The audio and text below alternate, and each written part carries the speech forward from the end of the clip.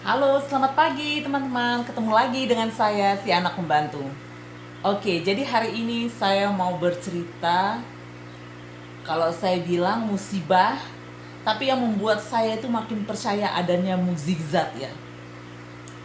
Jadi begini, waktu saya di Indonesia, saya itu tidak pernah yang namanya driving atau punya mobil ya. Jadi saya tidak tahu bagaimana caranya membawa mobil. Jadi dulu pernah sekali pas awal-awalnya mau belajar ke Amerika, saya memang dibilang harus tahu caranya bawa mobil. Jadi pernah saya kursus sekali. Itu aja kalau bisa dibilang fail ya atau nggak pas. Nah, kalau di Amerika itu sistemnya teman-teman, kalau teman-teman mau ngambil driving license ya, kebanyakan kita harus ngambil dulu namanya learning license, terus baru ke driving license-nya. Aku nggak ingat ya learning license itu perlu nggak tes, karena waktu itu saya cuma apply learning license saya dapat. Nah itu sistemnya seperti ini, teman-teman boleh bawa mobil ya, tetapi harus dikawal sama orang yang punya driving license. Jadi dia duduk di sampingmu, jadi seperti dia yang ngajarin kamu lah seperti itu. Jadi kamu belum boleh bawa mobil kamu tuh sendiri. Nah, pas kamu mau udah yakin kamu bisa, baru kamu ngambil itu namanya tes untuk yang bener-bener yang dibilang kalau kita driving license ya, atau SIM untuk membawa mobil. Nah, pas aku tes itu teman-teman, ya Tuhan, tapi ini normal sih. Saya banyak sekali teman-teman saya Asia ya, orang-orang dari Asia, China, ada dari Indonesia, ada dari Vietnam. Mereka itu kalau tes nggak cukup sekali, pasti harus berkali. Paling tidak 2 kali itu baru dapat lah ya. Nah waktu itu kayak saya nggak tahu bagaimana kok dia ada tesnya sama lah kayak di Indonesia. Jadi kamu ada tes tulis sama tes praktis ya. Jadi kamu harus betul-betul bawa mobil. Nah, saya nggak tahu kenapa saya bisa dapat ini, saya yang waktu tes nulis ya, jadi pakai komputer, jadi kita kasih jawabannya.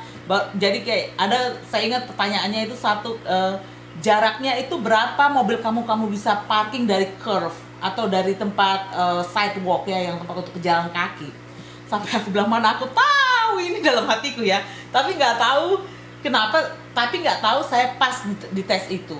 Nah, yang tes kedua itu adalah tes praktisnya ya. Nah, pas di sini driving test, ada satu orang, kalau saya nggak tahu ya, dia mereka bagian dari polisi atau bukan ya. Tapi ada satu orang dari mereka itu duduk di sebelah kita, jadi ngawasin, dia ngajak kita, oke, kamu harus ke sana ke sini ke sana ke sini. Dialah yang perintah kita mau mobil ini mau dibawa kemana gitu loh. Teman-teman ya, bayangkan ya, aku itu saking saya, bayangkan lah ya, saya dari kota kecil Bontang ya, yang namanya tidak tahu yang jalan luas-luas, yang ada jalannya seuncrit-uncrit ya, kecil-kecil kan dulu-dulu ya, bukan yang sekarang, dulu lah teman-teman saya berbicara. Jalannya cuma yang 2 arah, yang satunya ke sono, satunya ke sini. Nah, yang kalau di sini modelnya yang berlipat-lipat jalanannya kan saking luasnya. Saya itu sampai driving ya, dari tempat saya jauh sekali saya mengajukan untuk driving test ke pelosok kalau saya bilang. Jadi ada di situ, kalau kita bilang itu adalah itu jalan buntunya Houston lah kalau kita bilang. Jadi saya jauh banget tesnya teman-teman. Jadi kenapa? Biar saya nggak panik kalau terlalu banyak mobil, jalanannya besar kan kita bingung ya, panik orang mau drivingnya malah cepet-cepet kan jadi grogi ya. Jadi aku pergilah ke sana, jauh banget, pengorbanan supaya di pikiranku pasti dapat, karena jalanannya enak, jalanannya sepi. Nah pas disuruh lah, dikawal lah sama dia, gemeter juga ya. Singkat cerita aku nggak dapat. Jadi saya belajar lagi bawa mobil itu, kedua kali lagi tes driving test lagi, nggak dapat. Nah yang ketiga kali mungkin orang ini notice, capeknya aku ngeliat perempuan ini apply, kok dapat, padahal itu nggak perfect loh drivingku. Waktu aku stop dibilang sama dia, oh kamu kurang ini, tapi tetap disetujuin. Mungkin mereka nggak tahu ya, mungkin mereka tahu kalau saya sudah di reject berkali-kali ya, makanya mungkin dibilang kasihan banget nih orang, jadi dikasihkan aja. Oke. Tapi memang teman-teman ya, saya tuh nggak pintar bawa mobil. Suami saya itu, kalau teman-teman perhatikan ya, setiap driving pasti suami saya yang bawa. Karena saya itu, walaupun saya berani, tapi saya nggak bukannya berani ya, saya tuh nggak pernah namanya itu driving ke downtown atau yang jalanan rame-rame. Saya itu gampang nervous teman-teman, apalagi jalannya besar banget, baru orang bawa mobilnya. Aduh, kalau sudah saya ada GPS di situ udah gemetar, udah ternyata aku salah jalan, sudah pusing. Aku orangnya panik ya, gimana? Aku ngerti karena mungkin nggak biasa bawa mobil ya, orang kampung ya. Jadi begitulah. Jadi memang saya menghindari namanya jalan-jalan yang besar, tetapi saya coba beranikan ya. Nah, apalagi setelah saya kecelakaan ini, suami saya makin wanti-wanti kalau namanya saya driving. Kalau saya mau bilang, sayang saya mau ke sini, pasti sama dia tuh diceramahi dulu, baru dibolehkan gitu loh. Tapi kan makanya kadang-kadang aku ngomong langsung aja pergi. Tapi saya kalau udah pergi ke kota teman-teman, udahlah, nggak pernah saya, nggak berani saya, pokoknya nggak berani lah. Jangan nggak usah ke downtown, orang ke airport, jemput mama saya aja saya bayar orang suruh ngantar ke airport kok, saking saya nggak beraninya bawa mobil sendiri. Waktu itu suami saya nggak di rumah. Oke, singkat cerita, saya kan kuliahnya jauh. Nah, sedangkan makanya waktu itu aku sempat LDR sama suami saya. Nah, aku kuliah jauh di luar kota, jadi kayak kalau enaknya gampang itu jadi dibayangkan aja kayak dari Balikpapan ke Samarinda atau Samarinda Bontang. Nah, aku itu kadang-kadang setiap weekend aku pulang, tapi terkadang juga tidak pulang karena betul-betul itu di situ itu penyiksaan terdahsyat lah sekolah di situ.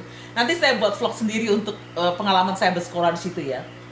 Jadi saya jarang pulang. Jadi kan saya sistemnya teman-teman, ketika saya pulang, saya bawa cucian, ya pokoknya 1 minggu cucian, saya bawa piring-piring saya yang saya mau tampung makanan lagi setelah saya pulang.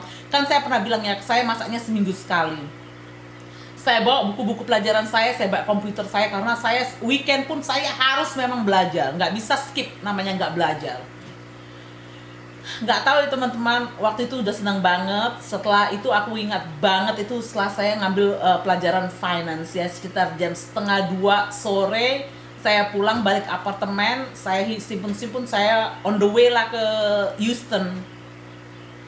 Saya enak driving itu saya di freeway ya, kalau kita bilang kayak jalan bebas, kayak anggap aja dari Balikpapan ke Samarinda ya. Jadi jalan orangnya drivingnya laju-laju ya. Nah, aku tuh di depanku itu ada kayak, kalau saya bilang kan kemarin kayak mobil-mobil tambang itu kan saya bilang truk ya. Ada truk, tapi ada trailernya di belakang. Jadi dia di belakang itu extension, tapi banyak binatangnya di belakang gitu loh. Pokok kayak masalah anjing, dia ada anjing 10 atau 8 di belakangnya itu. Jadi truk ada trailernya. Kan dia kan truk itu jalannya lambat ya. Karena memang itu kan kita ada speed limit ya. Kalau kita highway itu juga ada speed limit. Nah, setahu aku tuh dia itu driving di bawah speed limit. Nah, jadi aku kan dia di belakang, aku di belakang dia, aku mendahuluin. Teman-teman, pas saya mendahuluin itu, nggak ada perasaan apa-apa, tapi memang loh ya, setiap saya mendahului mobil itu saya yakinkan tidak ada mobil di depan saya atau di belakang saya. Jadi betul-betul saya, pokoknya karena saya sakit takutnya driving itu, jadi kalau setiap saya mendahului, betul-betul ku yakinkan saya bisa mendahului kiri kanan, saya lihat di belakang. Nah, jalanannya itu begini teman-teman, satu arah bisa muat 2 mobil ya, bisa buat mobil yang ukurannya gede-gede, yang saya tidak pernah lihat di Bontang ukuran mobil itu. Jadi besar lah, yang ukuran trailer. Nah, setelah itu satu jalur, 2 jalur yang berikutnya 2. Jadi tidak ada di yang berlawanan jalur itu, di tengah-tengahnya itu tidak ada apa-apanya. Jadi cuma tanah ompong ya, terus kiri kanannya itu pokoknya tanah doang. Nah, kebetulan yang kesananya itu nggak tahu di bawahnya itu kayak empang teman-teman. Saya jalan, ini kan mobil dia ya, jadi ini mobil dia ya, dibuat enaknya, ini mobil dia, aku di jalan di belakangnya, aku jalan-jalan teman-teman, cuma gini aja, pak, coba kayak orang di kayak drum kamu pukul pakai palu, pak, bunyinya, tapi nggak kenceng, jadi bek gitu aja. Aku terbang teman-teman. Kalau semuanya kalau ditabrak langsung tinggal minggir aja nggak apa-apa, gua melayang. Nah, yang aku waktu melayang teman-teman, yang aku pegang itu cuma setir, aku kemana-mana lurus aja. Refleks saya tutup mata saya. Terus aku bilang, oh my god, what's happened? Saya bilang gitu kan. Aku terkejam-kejam. Mobil saya itu sampai terbang, kan tadi saya udah bilang itu kan 2 arah kan, 2 mobil arah ke sana, 2 mobil arah ke sini. Di tengah-tengahnya tuh udah jarak, jadi bisa taruh mobil juga di situ, besar jaraknya lah. Mobil itu saya teman-teman terbang ya. Untung aja yang di arus yang berlawan itu nggak ada mobil pada saat itu. Jadi aku terbang ke sana. Saya kan sudah bilang setelah itu ada kayak empang, ya kayak jadi turunlah ke bawah itu.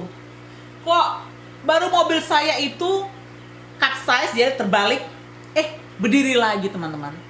Tapi kok yang saya ininya ya, saya surprise-nya banget itu, mobil saya itu terbangnya pun nggak sampai ke jauh-jauh, karena kan jalannya kayak modelnya agak naik sedikit, jadi kita tahu lah kalau mau turunnya kan pokoknya di daerah situnya pokoknya bukan tanah plong gitu loh, pokoknya ada kayak kali atau gimana nggak tahu lah, saya nggak ingat juga saya waktu itu. Jadi mobil saya itu teman-teman ya, parkir itu kayak teman-teman kalau naik taksi ya, pasti parkirnya agak minggiran ya kalau kita menyetop taksi ya, angkot ya kalau di kota kita. Lah mobil saya itu pas habis terjungkir itu baru itu berdiri lagi, jadi kayak parkir, tapi parkirnya nggak lurus, parkirnya sebelah sana.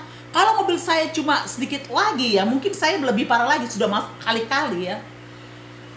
Pas saya di situ saya langsung kaget. Dan waktu saya teman-teman ya itulah, waktu saya terbang itu bayangkan saya lari sekitar 60 atau 70 km per jam pada saat itu. Saya terbang kan, saya disenggol itu motor, saya terbang melayang. Itu safety belt saya teman-teman ya, saya pakai itu langsung dia bek. Saya lihat dia bekerja, padahal waktu itu mobil saya itu termasuk mobil tua. Tetapi puji Tuhan kenapa safety beltnya itu bekerja ya. Jadi maksudnya betul-betul function pada saat itu. Jadi aku tuh teman-teman ditahan sama safety belt itu, langsung nggak bisa bergerak, badan saya ini langsung kayak kejang gitu aja, kayak orang diikat kayak gitu. Ya Tuhan. Terus langsung itu saya berdiri, langsung aku nangis. Aku pertama kan shock ya, langsung aku nangis gitu. Jadi aku nggak tahu apa yang terjadi, langsung aku tiba-tiba teriak aja, nangis lah, refleks lah. Terus orang yang nabrak itu ternyata anak-anak, jadi bukan anak-anak, masih umur 20-an lah ya. Langsung datang kejar-kejar aku. Dia nanya, "Are you okay?" Terus dibilang kayak gini, "Kamu sendiri aja kah dalam mobil ini?" Langsung aku nangis aja, "Kenapa ini?" Saya bilang kayak gitu. Refleksi ya, yang pertama saya lakukan adalah karena gini teman-teman, pada saat kejadian itu barang saya teman-teman, teman-teman bisa lihat nanti gambar mobil saya. Jadi cucian saya sekitar jauh banget ya, melayang pokoknya di mana-mana. Jadi teman-teman di sini bagus ya. Ketika ada kecelakaan, mereka itu pada stop. Jadi polisi datang, jadi mereka tidak cuma melanglung buana atau enggak ngepas gue, kecuali udah disarankan boleh lewat, boleh. Jadi mereka pada stop ya, dari ujung sana sudah mobil stop. Jadi ngelihat dia, nggak tahu ya. Jadi kita nggak dihampiri, orang rame-rame datang hampirin kita, nggak. Mereka tetap di kendaraan mereka masing-masing sambil nunggu polisi datang seperti itu. Jadi mereka tidak dikerubutin kayak lalat ya. Kalau kita di Indonesia kan kecelakaan langsung didatangi dikerubutin, nggak, modelnya nggak seperti itu. Jadi mereka stop, banyak mobil sudah ngantri di sana stop. Kalau diperbolehkan baru mereka jalan pelan-pelan ya. Jadi mereka mungkin nggak mau merusak lokasi kecelakaan itu apa gimana, aku nggak tahu lah. Tapi itu seperti itu di sini. Nah, saya itu tidak tahu yang ada di pikiran saya itu, karena handphone saya hilang, laptop saya hilang. Jadi yang saya lihat di mobil saya itu kosong. Barang-barang yang saya bawa dari kampus mau bawa ke Bontang, pakaian saya, handphone saya, backpack saya, semuanya menghilang. Saya bilang sama dia, "Bisa minta tolong Kak, pinjam handphone," saya bilang gitu. Tapi saya memang hafal nomor handphone suami saya, bayangkan. Saya nggak banyak ngomong, saya telepon, "Hani, saya kena kecelakaan." Oh, suamiku pikir nggak separah kayak gitu. Dia bilang, "Ya udah, kamu bisa driving kan bawa mobil itu, kamu driving aja, bawa mobil itu, kalau kamu bisa driving bawa pulang gitu." Enggak, mobilnya hancur lebur. Suami saya kaget, nggak banyak ngomong, dia langsung di tempat, dia kerja lagi waktu itu. Nggak langsung banyak ngomong, dia langsung driving jemput aku gitu. Dia dari tempat kerja dia jemput aku langsung ke situ. Jadi datanglah di situ polisi. Jadi polisinya itu cepat aja teman-teman datang. Langsung dia lihat barang-barang dia. Dia nggak banyak ngomong sama aku, mungkin karena dia tahu aku shock atau gimana ya. Terus dia cuma ngomong simple aja kayak gini, "Kamu oke?" Pokoknya pertama kali itu, "Are you okay?" Dia bilang kayak gini sama saya, "Kamu butuh ambulans kah?" Tetapi ya nggak tahu, karena kan saya pernah bilang ya, saya itu sekolah itu tidak mau mengeluarkan biaya yang tidak necessary kan, yang jadi benar-benar kalau saya tidak mau keluarkan uang itu, saya tidak mau. Jadi pikiran saya pada saat itu, kalau saya telepon ambulans, saya telepon rumah sakit, pasti nanti gua harus bayar. Itu yang ada di pikiran saya. Jadi nggak pikirkan kesehatan lagi, pikirkan nggak mau keluarkan duit, nggak mau keluarkan duit. Jadi ya teman-teman ya, aku cuma duduk di situ termenung. Saya bilang sama dia nggak butuh ambulans. Jadi akhirnya suami saya datang. Suami saya tuh datang itu langsung gemetar ya, suami saya langsung sampai nangis. Suami saya ngeliat saya cuma duduk, kan lemes teman-teman badan. Bayangkan aja ditabrak kayak gitu dengan kekencangan, langsung kamu kena getaran itu kan, udahlah betul-betul badan saya lemes. Di situ duduk, suami saya langsung jemput saya. Langsung suami saya datang, aku masih ingat banget ekspresi suami saya, datang langsung meluk aku sampai nangis gitu lah. Aduh, serinya kalau aku mengingat-ingat masa itu ya. Jadi suami saya langsung meluk saya, dia bilang gini, kamu are you okay? Itu yang pertama dia bilang. Terus dia bilang kayak gini, ya udah aku ngomong dulu ya sama polisi. Jadi dia yang ngomong sama polisi itu, ngomong sama orang yang nabrak itu, karena memang betul-betul mood aku nggak bisa, karena shock teman-teman. Jadi kalau kita shock itu udah nggak tahu apa yang ada di pikiran kita ya. Jadi teman-teman ya, singkat cerita, mobil saya itu hancur lebur, rusak ya. Jadi nggak bisa diperbaikin. Jadi saya dibawa pulang sama suami saya nggak mau ketemu dokter ya, karena saya nggak mau expenses. Jadi sampai di rumah itu teman-teman kan banyak ya pecahan beling di badan saya, di rambut saya, karena kan kalau teman-teman lihat dari gambar itu kan semuanya rusak ya. Jadi hancur lebur lah. Saya cuma pas sampai rumah itu saya berendam dalam air hangat, menghangatkan badan saya supaya muscle saya atau urat-urat saya sedikit relaks ya. Baru saya tidur. Pertama-tama masih enak, tapi karena saya gini, waktu itu kan kayaknya udah mau ini ya, ujian semester. Jadi saya memutuskan pas saya waktunya pulang ke kampus, saya balik ke kampus lagi. Jadi suami saya yang ngedrop saya ke sana. Jadi saya bilang lah sama roommate aku bilang sama dia, aku nggak balik, aku baliknya gini karena aku udah tabrakan mereka, karena kan handphoneku hilang. Jadi bayangkan, laptop aku teman-temannya ditemukan terjepit di bawah ban mobil, bayangkan. Jadi mobil backpack saya itu ketemunya di bawah mobil saya sampai segitunya gitu loh. Pokoknya nggak tahu, baju saya udah berserakan di jalan, buku-buku itu udah berserakan di jalan-jalan. Udah nggak tahu, nggak jelas bentuknya lah kalau saya bilang. Lah teman-teman aku tuh nggak percaya, karena apa? Karena kan saya pakai email ke mereka. Jadi saya nggak tahu nomor mereka juga mau email. Saya bilang kalau ada apa-apa tolong ini nomor handphone suami saya gitu. Nanti saya akan datang. Kalau nggak salah itu kunci saya juga hilang, kunci kos-kosan saya. Nah, suami saya jemput dan aku ngerasa itu kok badan saya nggak enak gitu loh. Baru kepala aku nih sakit, karena kan memang waktu itu kan nggak tahu, mungkin kepala saya ini kebentur atapnya, apalagi namanya, atapnya mobil. Tapi memang pada saat itu saya cuma ingat itu safety belt saya itu bekerja, jadi saya kayak terikat gitu loh. Dan sampai teman-teman ya, setelah beberapa hari itu, ini ya safety belt itu bekasnya tuh ada, jadi bergerut merah gitu ya. Merah pertama-tamanya langsung biru. Dan aku sempat lah, kepalaku tuh terus sakit. Jadi saya sempat ke dokter, saking nggak tahannya saya ke dokter, saya mau x-ray kepala saya ini kenapa kok sakit banget. Jadi kayaknya sakit bangetnya itu bukan sakit di luar ya, sakit di dalam, pusing apa semua. Tapi syukurlah ya, dokter bilang nggak apa-apa waktu itu. Memang kayaknya cuma separuh, karena memang sakitnya separuh. Yang pelajaranku ambil dari situ ya, mungkin teman-teman ya, kalau nggak ada safety belt mungkin saya sudah mati ya, karena memang hantaman itu betul-betul keras ya.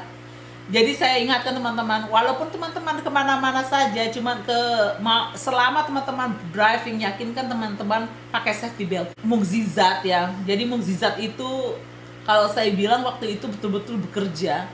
Mungkin kalau saya tidak ada safety belt, atau mungkin safety belt saya malfunction, mungkin saya sudah tidak ada, karena memang mobil saya udah hancur saat itu. Jadi mobil saya tidak bisa diperbaikin, langsung dibawa ke pembuangan sampah kalau kata kita ya. Karena mobil yang nggak bisa diperbaikin, mereka langsung kasih ke junkyard. Di sini ada modelnya seperti itu, jadi taruh di tempat pembuangan lah. Jadi saya bersyukur sekali, intinya ya, saya bersyukur sekali saya masih diberikan kesempatan bisa berbagi cerita di sini sama teman-teman. Yang saya tekankan teman-teman ya, kita tuh tidak tahu musibah kapan datangnya. Jadi kalau teman-teman berkendara, jangan lupa keselamatan itu diutamakan. Pakailah safety belt. Safety belt jangan dibuat main-main, jangan merasa tidak nyaman dikasih di pinggir atau bagaimana. Pakailah safety belt sesuai dengan fungsinya. Jadi fungsinya di sini ya ditaruhlah di situ. Tidak usah dibuat macam-macam lagi ya modelnya. Jadi itu. Jadi waktu itu saya masih ingat karena kan memang kesalahan bukan kesalahan dari saya ya. Itu kesalahan dari mobil orang yang nabrak saya. Jadi saya dapat asuransi waktu itu kalau nggak salah 6.000. Jadi 6.000 itu saya cari beli mobil baru karena nggak bisa, teman-teman saya pernah kan cerita harus punya mobil. Tapi memang butuh waktu berapa lama, beberapa bulan baru kami putuskan oke, saya butuh mobil lagi untuk saya bisa transport dari kampus kalau saya mau pulang atau kemana-mana lah di sekitar kampus itu. Oke teman-teman, sekian dulu vlog hari ini. Semoga ada informasi yang bisa diambil. Tapi jangan lupa, sekali lagi pasanglah safety belt ya kalau berkendara mobil. Sampai ketemu di vlog-vlog berikutnya. Dadah!